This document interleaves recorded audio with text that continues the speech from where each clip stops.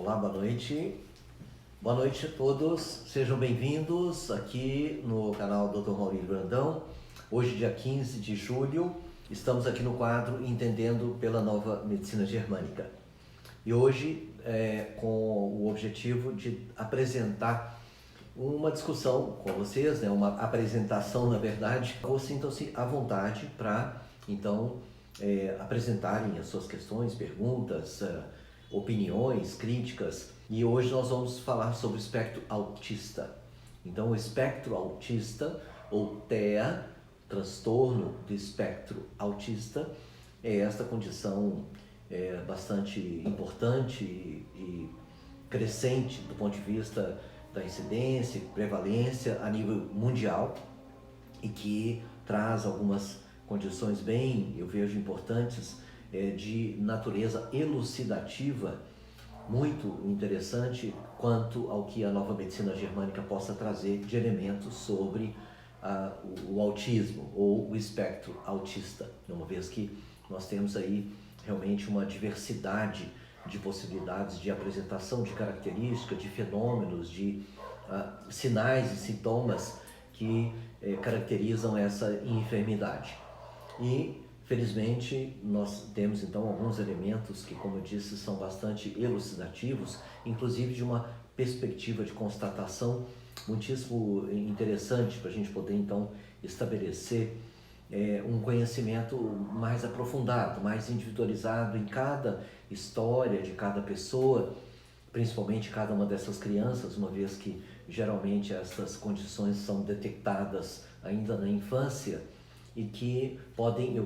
vejo, servir bastante do ponto de vista de estabelecer mais caminhos pelos quais nós possamos lidar com essa condição tão limitante, tão importante do ponto de vista daquela pessoa, daquela criança, daquele jovem que vai se tornar um adulto e mesmo do seu entorno, dos pais, da família e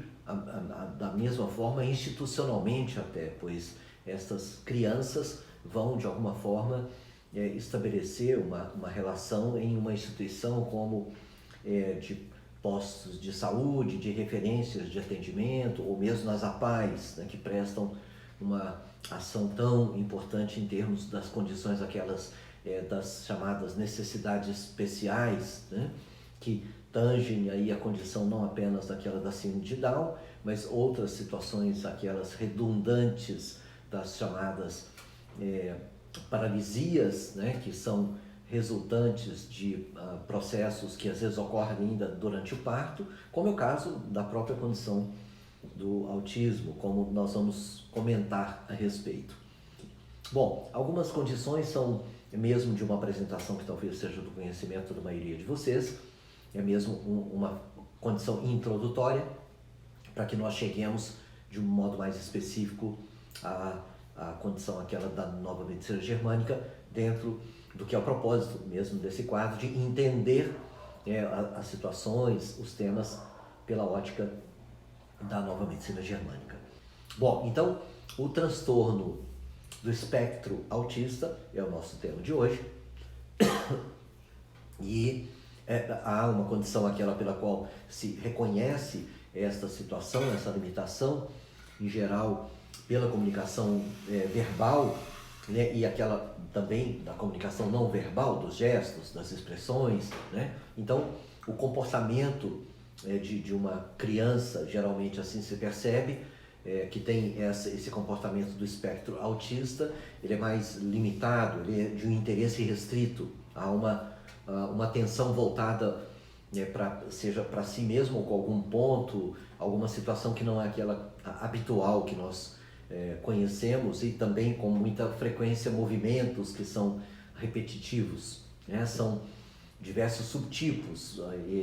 aqueles que são reconhecidos como do espectro autista, e mesmo aquela condição considerada mais amena, que é a síndrome de Asperger, que tem então também essa atenuação de uma condição aquela denominada como autismo em si. Há também a condição aquela de comorbidades que possam acontecer em termos de um déficit intelectual, possivelmente associado a uma condição de hipóxia, resultante então como de alguma forma das chamadas paralisias, que podem então resultar também em déficits que são cognitivos e de outras naturezas, ou até mesmo algumas formas que evoluem de uma forma epiléptica, né? Ou seja, tendo também uma associação com a epilepsia. E existem, na verdade, uma série de outras síndromes neurológicas, né? Como alguns de vocês talvez sejam neurologistas ou tenham mais conhecimento a respeito, então tem algumas síndromes bem próximas nesse espectro que trazem também algumas alterações como aquelas percebidas no espectro autista, né? Bom, é considerado então uma enfermidade, uma patologia de natureza genética, de origem genética, de 97% a 99%, havendo aí a consideração de fatores ambientais dentro do que se considera de 1 a 3%. A maioria desses 97% a 99% são consideradas de natureza hereditária, 81% é o que eu pude pesquisar, que é considerado de fato como sendo hereditária. E nesse sentido da hereditariedade, há muitos genes já mapeados e que são associados ao risco, como a condição de aparecimento do risco, né, da expressão autista. Quase 1000 genes são mapeados nesse sentido, e cerca de uma centena, 103 genes, são aqueles fortemente associados ao risco de manifestação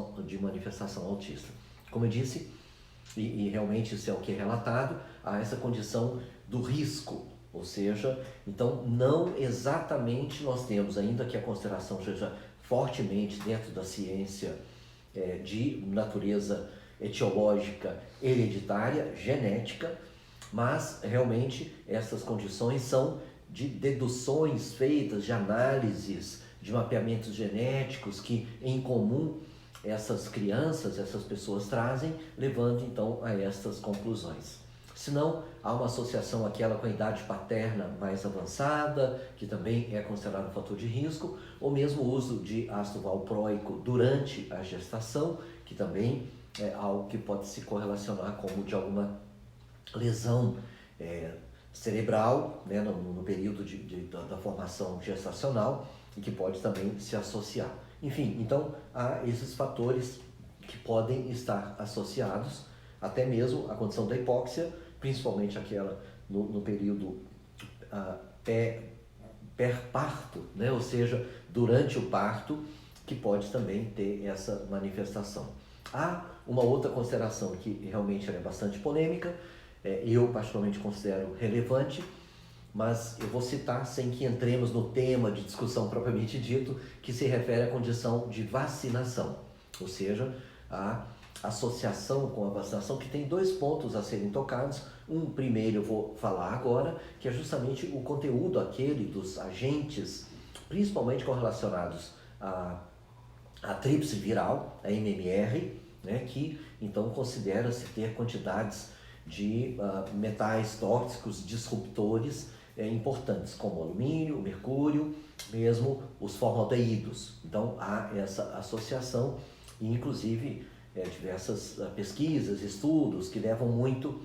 a essa associação, assim como também existe aquela fortemente considerada e estabelecida, na verdade, como oficial, que é aquela de natureza genética. Mas, então,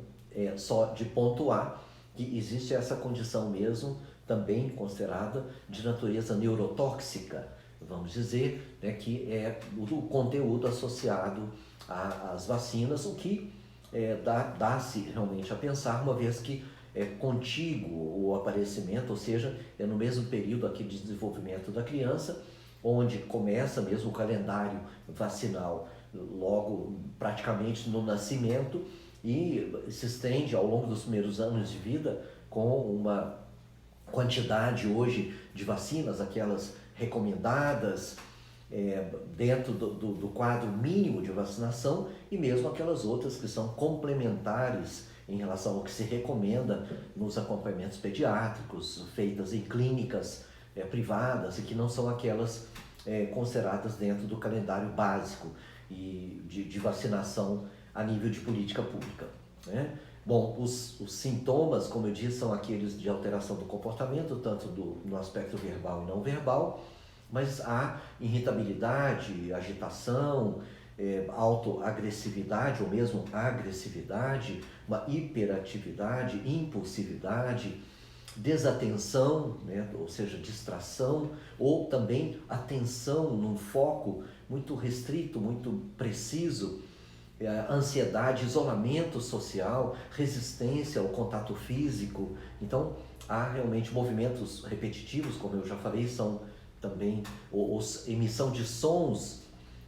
estranhos e não inteligíveis, não compreendidos, e até mesmo o comprometimento do próprio desenvolvimento, como nós sabemos, desde a condição do sentar e depois do andar, antes do próprio engatinhar e mesmo da aquisição de domínio da fala, assim como também de controle de esfínteres, enfim, todo o processo de desenvolvimento, assim como de crescimento, nem tanto, mas o desenvolvimento mental, neurológico, o desenvolvimento intelectual principalmente, é de fato bastante comprometido. A gente tem que, mais ou menos desse número de pessoas que evoluem para essa condição do espectro autista, 1/3 destes tem um comprometimento não verbal importante, 1/3 tem então um déficit intelectual também, variável, mas nítido. Enfim, há então uma marcante expressão de várias limitações que ocorrem ao longo do desenvolvimento dessas crianças. Interessantemente, há uma desproporção em relação a meninos e meninas. Existe uma menina para cada 3, 4 meninos que evoluem nesta condição. Eu também vou chamar a atenção depois, logo em seguida, quando nós tocarmos no aspecto da nova medicina germânica, porque, assim, como é que se tem uma explicação de como isso acontece, né? Mas, como eu dizendo, existe essa proporção de um menino, uma menina para cada 4 meninos, né? Ou seja, uma prevalência, então, no sexo masculino, né? Em 2004, era, em termos de crianças como um todo, de 1 para cada 166 crianças, os casos de detecção do autismo. Hoje em dia, isso acontece tanto nos Estados Unidos, onde há a estatística mais apurada, senão a nível de mundo, ela é considerada inclusive um pouquinho menor, ou seja, nos Estados Unidos, o que era em 2004, como eu disse, de 1 para 116, em 2020 está em 1 para 54. Uma em cada 54 crianças desenvolve alguma alteração no espectro autista. Portanto, é algo considerável. E essa mudança, de fato, ela chama muito a atenção em termos do aumento da incidência e prevalência.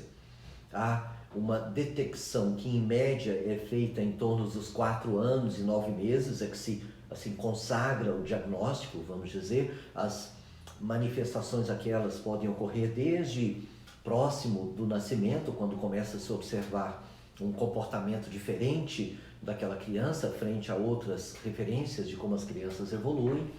e então aí são feitas avaliações e, em geral, o tempo de idade média em que se fecha o diagnóstico é em torno de 4 anos e 9 meses. E o tratamento, sem dúvida, é de natureza multidisciplinar, muito voltado para o aspecto funcional, ocupacional, vamos dizer, né? O que se considera hoje é que a terapia dentro do campo da psicologia é a que melhor se aplica, chamada ABA, né? Que é do inglês Applied Behavior Analysis. Então, Applied Behavior Analysis, a ABA é essa terminologia, essa abreviação, e que compõe, né, de uma avaliação dinâmica do ponto de vista de aspectos, aqueles considerados, e com abordagens que são de natureza fisioterápica, fonoaudiológica, de estímulo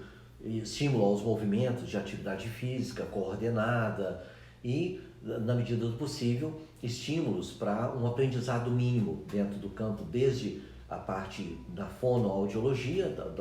do domínio da fala, e mesmo com outras condições, aquelas cognitivas, que desenvolvam o mínimo de raciocínio. Sabemos que essa é uma dificuldade considerável, porque, em geral, a um estado de hiperatividade, ou seja, as crianças não se atêm dentro de um tempo aquele considerado necessário para a concentração em termos de um aprendizado de uma determinada atividade, há uma transitoriedade muito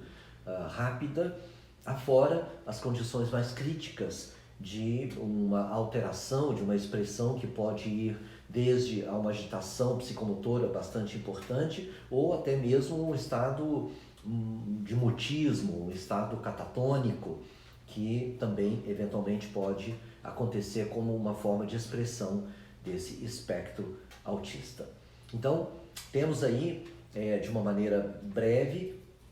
essa apresentação dentro de um quadro mais convencional, né, do que eu creio para muitos de vocês talvez não seja nenhuma novidade. No entanto, há, por outro lado, dentro do espectro da nova medicina germânica, considerações bem importantes, eu diria, para se compreender essa condição que inclusive começa não tanto por contestar, mas sim por trazer elementos que não tanto confirmam essa natureza hereditária, genética da expressão autista, e sim numa associação dentro do que as 5 leis de Hammer estabelece e, portanto, uma consideração desde a primeira lei, com então o início da deflagração, né, dos chamados programas biológicos, que são associados a conflitos. Estes, como sabemos, podem acontecer ainda intraútero, senão mesmo no momento do parto. Então, muitas vezes aqui se associa um estado de uma possível hipóxia, embora essa efetivamente possa ocorrer, mas senão há outros processos aqueles que são também resultantes desse mesmo período e que associadamente à hipóxia possam gerar expressões mais importantes do que a própria hipóxia em si, que são esses chamados conflitos. Aquele, por exemplo, de passagem pelo canal de parto, que numa condição de parto normal pode não transitar de uma maneira tão rápida e amena em relação ao momento do parto em si, que é considerado realmente bastante importante, né, do ponto de vista do nascimento, podendo mesmo trazer dificuldades bem importantes, bem de risco à própria vida, seja do bebê ou mesmo da mãe, ou mesmo nas circunstâncias aquelas que evoluem para parto cesariana, onde também pode transcorrer dentro de uma normalidade ou ter algumas intercorrências importantes e que deem também margem a percepções de diferentes conflitos. Então, estes conflitos são estas percepções que podem ocorrer na individualidade de cada criança, mas dentro de uma condição já presente, aquela que faz parte da nossa estrutura neurológica e principalmente no subconsciente, de elementos aqueles pelos quais nós temos instintivamente algumas memórias, vamos dizer assim, existentes, que fazem parte de uma condição que é trazida tanto ontogeneticamente quanto filogeneticamente. Então, nós como seres humanos mamíferos já trazemos uma série de reações, instintos, como por exemplo o de mamar, né? E tantos outros que, embora restritos ainda nessa condição, mas já o bastante para nos fazer interagir de alguma forma com o meio à nossa volta e que passa a ter uma interação direta, não mais indireta enquanto ainda intraútero, mas já direta, claro, depois do nosso nascimento. Então, estes conflitos são o que possam deflagrar estas situações que acabam por se tornar modos de proteção, de sobrevivência, pois, como eu falei, estas memórias que nós temos biologicamente registradas estão presentes para a nossa sobrevida, para que nós possamos, então, ter essa perspectiva de sobreviver diante de eventuais conflitos que possam ser uma ameaça propriamente à nossa vida ou que podem ser percebidas como uma forma de ameaça à vida, para as quais essas situações nós buscamos então nos proteger de alguma forma. Portanto, a associação dentro da nova medicina germânica quanto à etiologia dessa expressão autista não se caracteriza como genética, hereditária, e sim adquirida. E esta adquirida através dessas situações denominadas conflitos e que podem deflagrar a partir então de comandos cerebrais específicos, reações, atitudes que por sua vez se correlacionam com segmentos, partes, funções, órgãos, glândulas do corpo e que tendem então a se manifestar também do ponto de vista sintomatológico. No entanto, particularmente o espectro autista está na caracterização da nova medicina germânica dentro digamos, estruturas pelas quais se manifestam comportamentos, alterações, que nós chamamos de enfermidades, percursos de então lidar com as situações denominadas constelações. Então, estas constelações, em comparação às constelações tanto estelares, né, que nós temos no céu, ou até mesmo uma certa comparação ao que é denominada constelação no âmbito das constelações familiares, né, de Heringer. Então, nós temos estas situações que tanto existem do ponto de vista das constelações familiares, né, assim como também dentro da mesma referência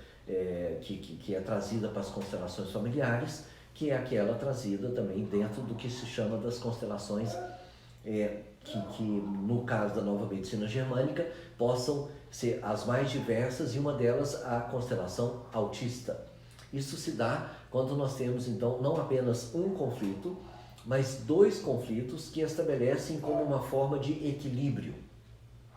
Este que dá então margem à pessoa, no caso a criança, de se viabilizar dentro daquela condição sofrida pela própria,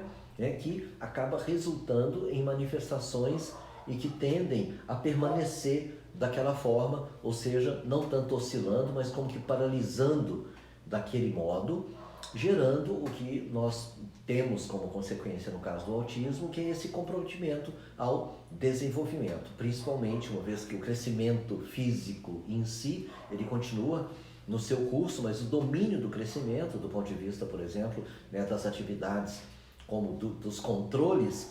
tendem também a estarem mais lentificados. E aí não tem dúvida a própria expressão do ponto de vista intelectual, que inclui a fala, mas não apenas a fala, assim como também o raciocínio, o aprendizado, a comunicabilidade social, a interação social. E então, portanto, nós temos essa manifestação da constelação autista como um recuo, mas que ao mesmo tempo é a maneira qual pela criança encontra como se viabilizar diante daquelas percepções de conflitos. E quais são estes? Estes são de natureza dupla, como eu disse, podem haver variações, inclusive, mas principalmente se dão a nível do lobo temporal esquerdo e no outro hemisfério do lobo temporal direito. No lobo temporal esquerdo mais próximo da região frontal e no lobo temporal direito mais para a região, encaminhando-se para a região mais posterior. Então, esses dois centros de comando são aqueles afetados pelas percepções de quais conflitos. Em geral, há então uma abordagem que fique mais fácil para vocês compreenderem. Nós temos então que o cérebro esquerdo e o hemisfério, o cérebro direito, tem correspondências com o lado feminino e com o lado masculino, com expressões em si que são de uma parte e de outra. Estas expressões, por sua vez, elas se dão também numa correlação com o que é a condição do gênero. Então, aí nós temos uma correlação tanto com o gênero, assim como também com a lateralidade e mesmo o estado hormonal. Em geral, o estado hormonal, como são crianças, estão evoluindo ainda de uma forma onde esse estado hormonal é aquele naturalmente correlacionado ao sexo da criança, uma vez que isso pode se modificar mais posteriormente, quando, por exemplo, o uso de anticoncepcionais pelas mulheres, ou mais tardiamente, quando da fase de menopausa, então pode mudar essa percepção, né, de como o estado hormonal afeta a percepção de um determinado conflito. Também a condição de lateralidade, uma vez que nem sempre também essa lateralidade está tão definida do ponto de vista de domínio, de comando, isso não se estabeleceu de uma forma ainda tão clara do lado dominante, mas principalmente do sexo. Aí sim, sem dúvida, então o gênero traz essa perspectiva de ser, então, percebido como um conflito, vamos dizer, masculino, ou de ser percebido como um conflito feminino. Quando do lado esquerdo, temporal, esse conflito é percebido como um conflito de medo, de susto. É um conflito que associa-se justamente à mucosa faríngea, a mucosa laríngea principalmente, né? Que pode então haver uma tendência a manifestar alterações de laringe, ou seja, de laringismo, de uma percepção então de dificuldade respiratória, aquela característica do laringismo ou da laringite. Senão, nós temos, por outro lado, no lobo temporal direito, mais posteriormente, uma área que é correspondente àquela do estômago, numa parte do estômago que é de origem ectodérmica, que está correlacionado, portanto, a córtex cerebral. Essas localizações, tanto no lobo temporal esquerdo, assim como no lobo temporal direito, estão associadas a uma presença de ectoderma, de origem ectodérmica, e que, por sua vez, nesse lobo temporal direito, está associado tanto a essa porção do estômago que tem, então, a presença de ectoderma, que geralmente é da pequena curvatura, do terço inferior do esôfago, que vem descendo até uma extensão da pequena curvatura do estômago, e do lado, ou seja, correlativamente ali próximo, os ductos, sejam biliares ou ductos pancreáticos. Então, há essa estrutura de comando que se corresponde a estas estruturas do ponto de vista dos órgãos, né? Mas que, interessantemente, quando ocorre esta manifestação, né, e em geral acontece um conflito e depois o outro, então um primeiro conflito tende a ser percebido, como eu disse, de uma forma masculina, então sendo esse primeiro em geral o que ocorre no lobo temporal direito, né, por ser associado a uma condição masculina, ou seja, esse lado masculino, e do outro nós temos então essa correlação estabelecida do lado feminino, que é quando então a percepção de um conflito vista, né, pelo lado ou de uma forma feminina nesse centro de comando laríngeo. Contudo, nós temos que estas tendências ocorrem no sentido de equilíbrio, ou seja, de que quando existe um outro conflito de natureza territorial, porque essas duas são consideradas de natureza territorial, essas reações que podem acontecer, essas percepções,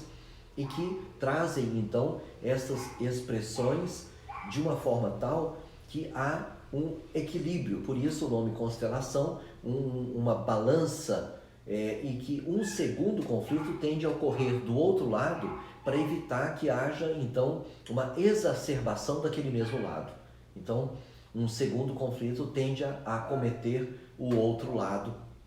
Por isso, então, esta condição de balança, e que acaba interferindo, mas ao mesmo tempo trazendo uma estabilidade.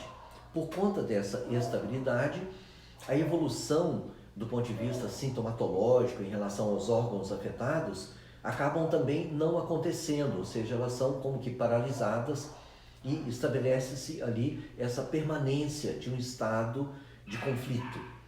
Estas condições, claro, podem apresentar algumas variações, mas o que mais importa nessa condição de evolução é justamente a expressão, aquela que é denotada no comportamento, e que indica claramente que então a criança entrou naquele estado de proteção, naquele estado, melhor dizendo, de conviver com aquela situação. No entanto, essa convivência encontra-se muito adentrada em si mesmo e nesta condição, inclusive, da paralisação ou de uma lentificação considerável do processo de desenvolvimento. Por isso, então, as crianças assumem esse olhar imaturo, esse olhar infantil, mesmo estando já crescendo em termos de idade, já dentro, né, de uma condição que é da infância mais tardia e mesmo entrando depois na adolescência, mantém, né, um olhar, uma expressão infantil. Isto por conta justamente dessa condição da paralisação do desenvolvimento e que pode acometer diversos domínios, diversas faculdades mentais, vamos dizer. Esta condição, portanto, ela se expressa de uma maneira que possa, inclusive, ser evidenciada nessas áreas correlatas, em termos daqueles chamados focos de Hammer, e que podem ser observados numa tomografia simples de crânio, de cérebro, onde nós podemos detectar aqueles anéis concêntricos e justamente nestas regiões, dando como que uma constatação do acontecimento, da ocorrência desses conflitos e que, naturalmente, devem ser localizados, buscados na própria história dessa criança e, naturalmente, vista essa junto aos pais, aqueles que acompanham a criança desde o seu nascimento, que possam, então, ajudar a identificar que momentos foram estes que, então, ocorreram esses conflitos e, concomitantemente com a deflagração dos comportamentos diferentes do que eram esperados das crianças para aquelas respectivas idades e as expressões outras que dão margem justamente à suspeita diagnóstica e que acaba depois se confirmando. Então, interessantemente, nós temos aqui um outro aspecto que é não mais hereditário e sim adquirido e que podem ser, inclusive, como eu disse, constatados. Outro aspecto pela nova medicina germânica que dá uma base de entendimento bastante interessante é que justamente nós temos desse lado do lobo temporal direito, o lado masculino, como eu disse, que está correlacionado quando dessa manifestação de um conflito para esse lado, vamos dizer, de uma expressão depressiva, ou seja, então há a evolução de um estado mais depressivo. E quando nós temos do outro lado, do lobo temporal esquerdo, nós temos então esse lado feminino e que há a expressão então não mais depressiva, mas maníaca. Então, nós podemos ter alterações justamente maníaco-depressivas, tendo aquelas condições então de uma criança adentrar-se mais em si mesma, de interagir muito pouco, às vezes assumindo uma condição de mutismo, como eu falei, ou até mesmo catatônica, de estupor, né? E não ter, portanto, nenhuma manifestação, ou muito pouco de um lado ou outro agitado, hiperativo, maníaco, que é quando nós temos então essa predominância para o outro lado. E isso acontece numa medida tal que há então o que nós chamamos de gatilhos, de estímulos que possam fazer com que então haja esse trânsito para um lado e para o outro, com predomínio, portanto, de expressões que chamam a atenção para a predominância de um conflito mais à direita ou mais à esquerda. Interessantemente, esta condição é aquela que nos dá base, inclusive, para entender onde e assim tende a predominar, aonde é o conflito mais intenso, mais forte. E onde predomina esse conflito mais forte é também como e onde vai predominar esse comportamento que então é mais agitado, mais hiperativo, ou menos agitado, menos hiperativo, ou até mesmo depressivo, mais introspectivo, mais isolado, mais isolacionista, né, com menos interação ao seu redor. Em geral, quanto mais intenso é o conflito, maior é essa manifestação. Quanto mais intenso é o conflito, na verdade, menor é o espaço de circulação admissível para esta criança. Então, nós temos também que essa intensidade, tanto para um lado quanto para o outro, vai tanto exacerbar esses comportamentos, como vai também restringir mais ou menos a condição de sociabilidade desta criança. Nós temos então esses comportamentos que são que podem ser mais disruptivos mesmo, mais agressivos, tanto com agressividade externa para com o outro, ou mesmo de autoagressividade, né? De se morder, de arrancar os cabelos, naturalmente aquela condição do balanço de cabeça, né? De atirar objetos. Então nós temos essa condição que é quando existe, né, afetando uma condição que é de uma raiva territorial. Esta raiva territorial é que justamente afeta o lobo temporal direito, que se correlaciona, como eu falei, às estruturas de ductos biliar, de ductos pancreáticos e do estômago, né? Por outro lado, é aquele que afeta a mucosa laríngea, né, que está associada ao lobo temporal esquerdo, e que tem então essa condição mais associada a susto, ao medo e susto, né, de então sentir-se com um comprometimento quanto a esta capacidade ou a essa expressão mesmo de dizer alguma coisa. Por isso é que nós temos, às vezes, também nessa mesma região, a área de Broca afetada, que é onde nós sabemos tem esse comando, esse centro da fala. Então, nós podemos ter, e isso é de certa forma frequente, porque como eu disse, 1/3 destas expressões, pelo menos, são de natureza não verbal e comprometem a própria verbalização, levando essas crianças a terem expressões muito restritas em termos de algumas palavras, às vezes de sons que são pouco compreendidos, ou às vezes de som que são compreendidos como pequenas frases ou nomes de pessoas que justamente se associam àquela condição associada ao momento do conflito, que são como que registradas e ficando ali paralisadas, quando isso acontece já dentro de uma condição aquela onde o domínio da fala já estava em evolução. Senão, quando isso se dá mais precocemente, é comprometido, então, essa condição da expressão, então, é um medo e susto que impede de falar, que a criança não tem como se expressar, nem mesmo por mínimas formas, como as de um grito ou algo assim. Aliás, os gritos muitas vezes vêm como essa expressão que é uma ativação, uma reativação, né, do conflito e que leva a essas expressões bastante limitadas, mas que podem, nesse aspecto, desse modo de entender, serem melhor compreendidas. Então, esta é uma condição que pode se apresentar, senão aquela dos tiques motores, né? Justamente quando nós temos, por outro lado, uma condição também territorial, mas de não ter como se mover, de não ter como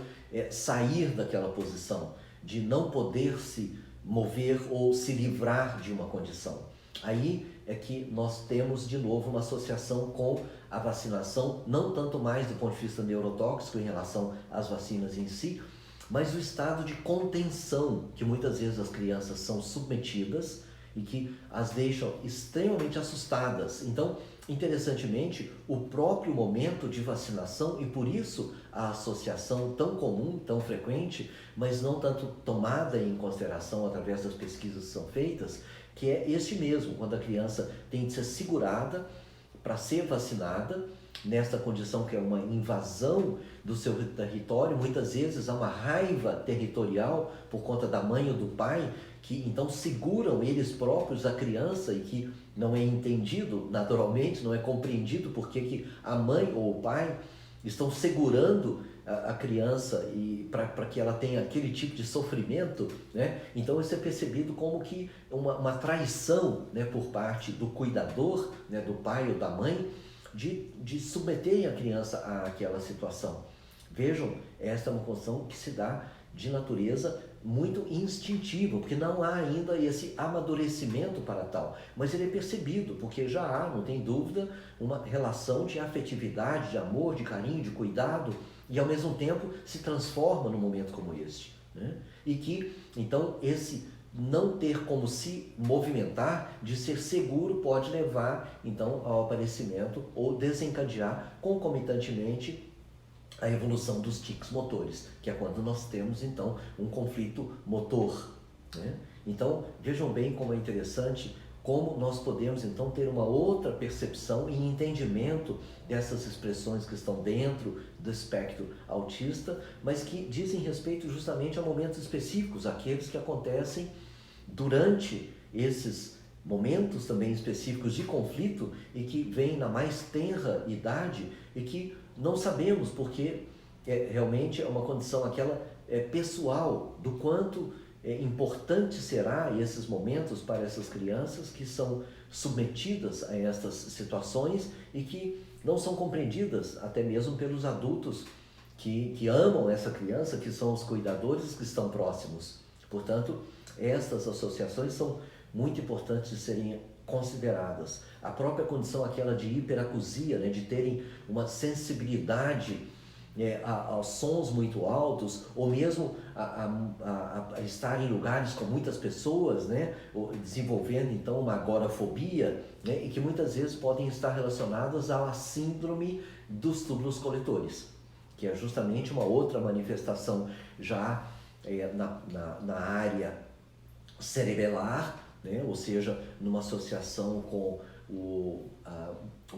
cerebelo e numa parte, depois que eu tenho inclusive uma imagem que eu vou improvisar aqui para que vocês possam ver, que é justamente nesses centros de comando associados então aos túbulos coletores, essas estruturas dos rins, e que são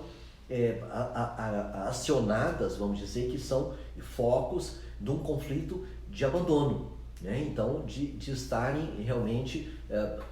abandonadas, né? E esta condição de abandono é aquela de quando a criança então é deixada, por exemplo, que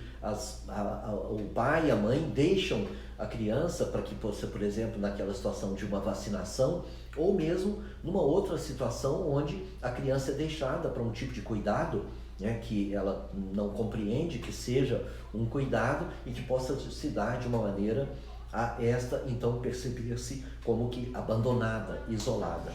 Esta condição então é aquela que pode evoluir para a síndrome dos túbulos coletores, levando a uma retenção hídrica considerável e podendo manifestar-se aí nesta condição,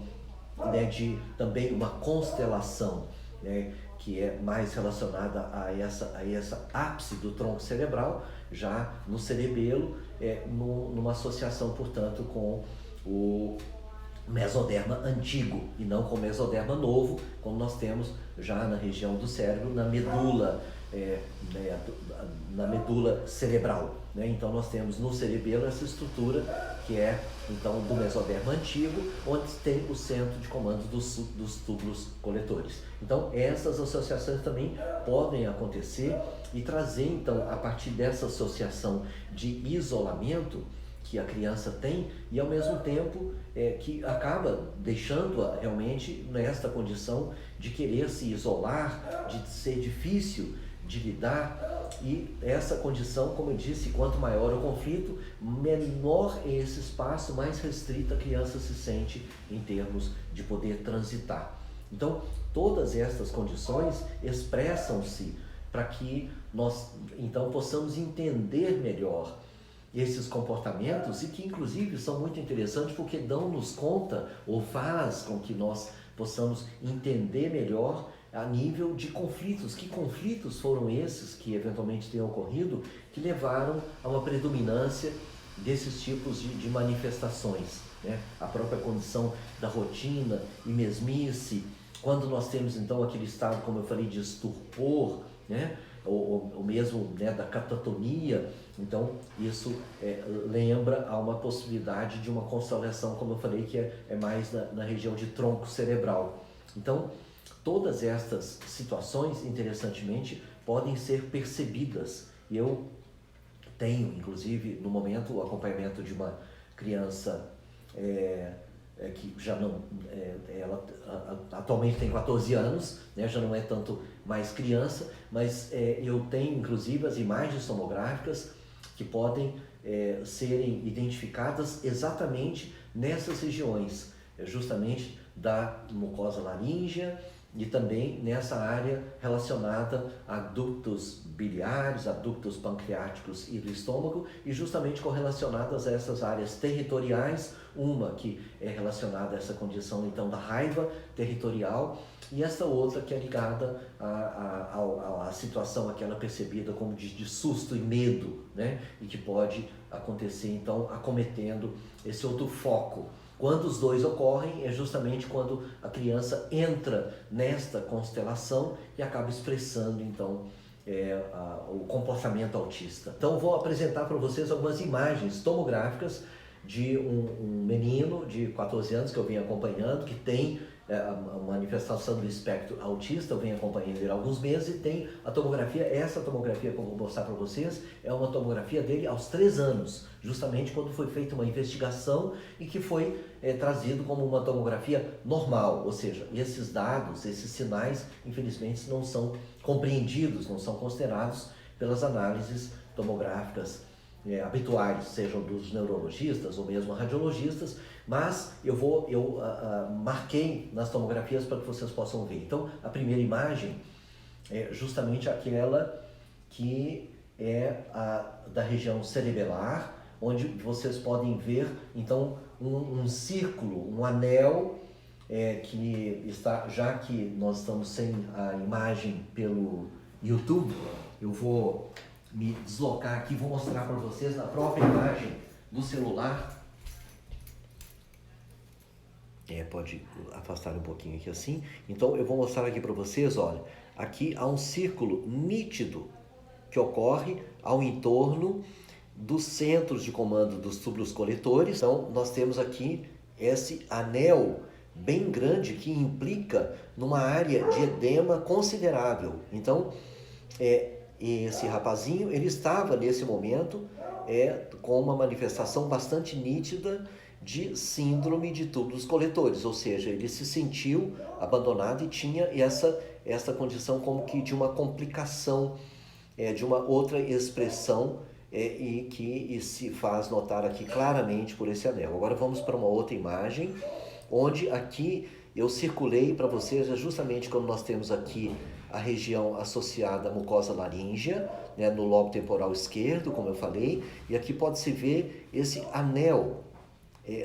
que denota então essa área afetada, e aqui também na região temporal direita, onde nós temos um outro anel circuncêntrico que é justamente associada à região dos ductos biliares, ductos pancreáticos e do estômago. Portanto, fica bem evidente aí essa condição, que é uma constatação diagnóstica em termos de ajudar a entender o quadro e que desmistifica, com todo respeito, a associação de natureza genética. Vamos para a próxima imagem. Aqui, novamente, nós podemos ver como que uma moeda aqui, interessantemente, bem nitidamente apresentada, assim como nós podemos ver aqui também, claramente, inclusive com o anel um pouquinho mais esbranquiçado, que denota justamente esse como sendo um conflito anterior àquele, né, do lobo temporal esquerdo.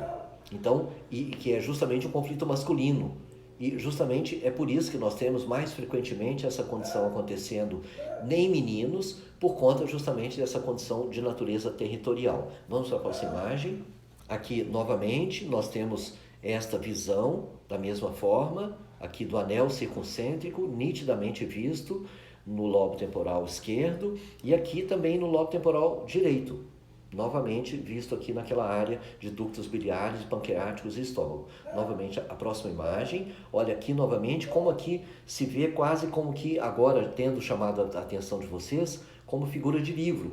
Olha só, mostrando aqui então esta região e a outra região. Então aqui eu espero que vocês tenham, né, tido a oportunidade de ver com a clareza que eu espero tenha sido aquela também objetivo bastante, né? Mas então aí está, de uma forma ilustrada, o caso de um adolescente agora, né, que eu tenho acompanhado, que tem manifestações autistas bem importantes. Ele é acompanhado pela PAI, ele tem uma predominância mais hiperativa, balbucia apenas algumas palavras. Eu tenho acompanhado ele há cerca de 2 meses e meio agora, e já com uma certa melhora do comportamento. Eu tenho usado a homeopatia e tenho usado também recursos, alguns na parte alimentar, porque eu não comentei, mas sim há de se considerar aquela associação feita em relação à intolerância alimentar, principalmente a glúten e leite. Ele tem essa manifestação de intolerância tanto ao glúten quanto ao leite, como é muito comum se perceber, né, nas crianças, nas pessoas que desenvolvem o espectro autista. Então, nós temos inclusive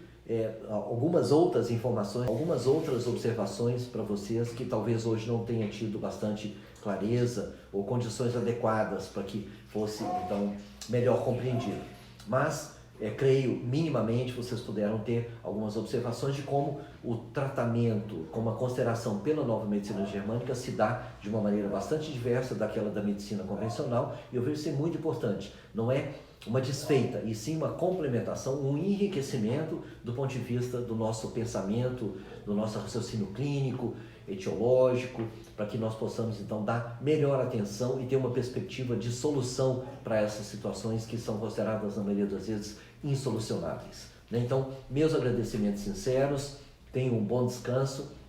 compartilhe com outros. Nos vemos na próxima semana que vem, na próxima semana com então outra live dentro do canal Dr. Maurílio Brandão, no quadro Entendendo pela Nova Medicina Germânica, ok? Então, muito boa noite, até breve.